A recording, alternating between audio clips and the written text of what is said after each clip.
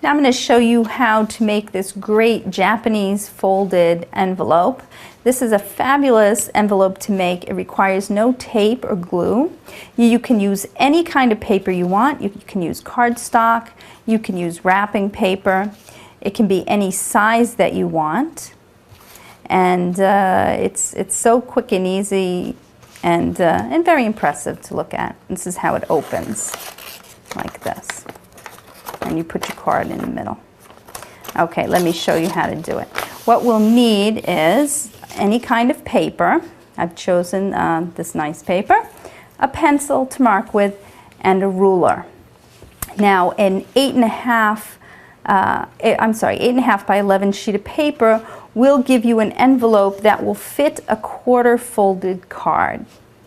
We're using an 8.5 by 11 sheet of paper. You want to turn the paper over to the back of it if it has a side. Mine has some silvery flecks on that side, so this is the back.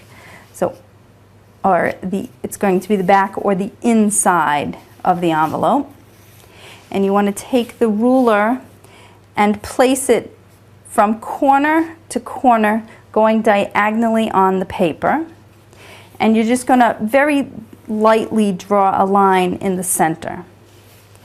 And now you'll go to the other corner to corner. You want to be pretty exact on this, putting your ruler corner to corner, and again, make a light line to mark the center. Now we've marked our center point.